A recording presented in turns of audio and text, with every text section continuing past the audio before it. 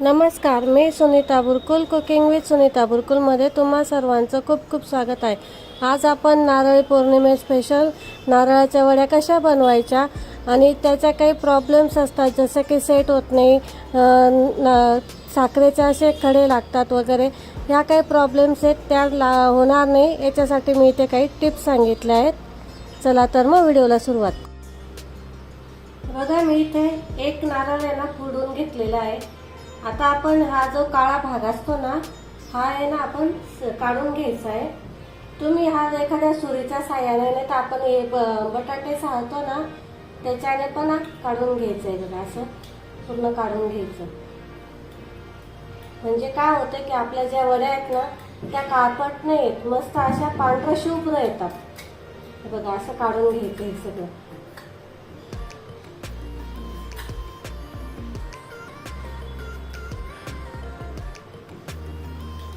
आणि तुम्ही बघू शकता जास्त खोबरं पण नाही जात त्याच्याने।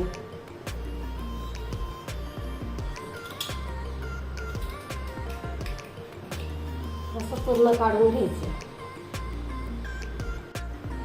आता आपण या खोबऱ्याचे असे पीस करून असे कापून घ्यायचे, म्हणजे मग हे आपल्याला मिक्सरला बारीक करता येईल। तुम्हाला हे न करता तुम्ही वेळेवर पण खाऊ शकता।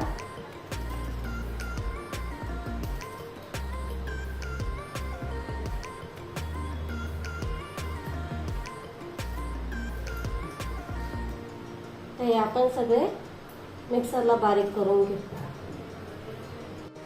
आपण आता हे जे खोबऱ्याचे पीस आहेत ना हे दोनदा करून मस्त असे बारीक दळून घ्यायचे, मिक्सरला बारीक करून घ्यायचे। दोन बॅचेस मध्ये करते मी हे। बघा, आपण इथे मोजून घेतले तर 2 वाट्या खोबरं निघालेलं आहे, आपण बारीक करून घेतलेलं आहे। आता याला एक वाटी साखर घ्यायची, हे याचं प्रमाण आहे। 2 वाट्या जर आपलं किसलेलं खोबरं जर निघालं म्हणजे खवलेलं खोबरं, तर मग 1 वाटी साखर घ्यायची। आपण आता इथे वडी बनवायच्या आधी ना ज्या ताटात किंवा ट्रे मध्ये वगैरे तुम्हाला बनवायचं असेल त्याला पहिले ना तूप लावून घ्यायचं मस्त, म्हणजे मग काय होतं की आपली जी वडी आहे ना ती एकदम सहजली वरती निघून येते, मग चिपकत नाही मग त्या थाळीला किंवा ट्रेला। असे पूर्ण याला लावून घ्यायचं तूप।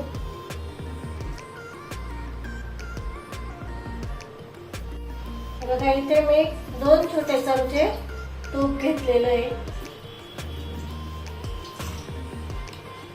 तर आपण हे जे खवलेलं नारळ आहे ते टाकून घ्यायचं। जास्त आपल्याला आणि त्याचा कलर नाही चेंज करायचा आहे। आता आपल्याला याच्यामध्ये साखर घालायची आहे। 1 वाटी साखर घेतलेली आहे मी इथे। हे बघा, आपल्याला इथे कमीत कमी 5 ते 7 मिनिटं झालेले ते। आता हे चेक कसं करायचं, थोडंसं घ्यायचं डिश मध्ये, पूर्ण थंड होऊ द्यायचं। आता हे बघा, आता आपला हा मस्त असं जमून आलेला आहे। आता हे आपण डिश मध्ये काढून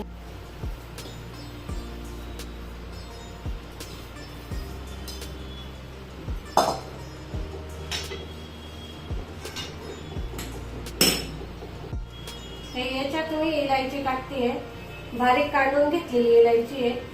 फ्रेश इलायची घ्यायची, म्हणजे त्याच्याने काय होतं की छान असा सुगंध येतो त्याचा। सगळं असं मिक्स करून घ्यायचंय आपल्याला।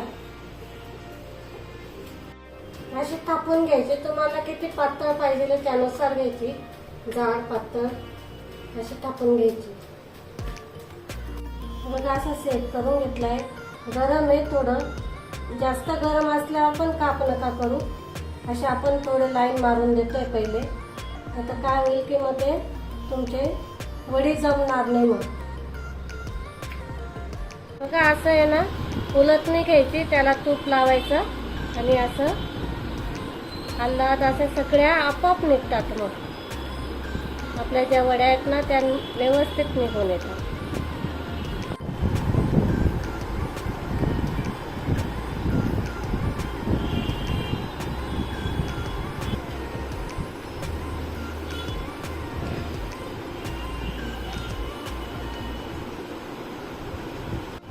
मी इथे पिस्त्याचे काप करून टाकलेले आहेत असे.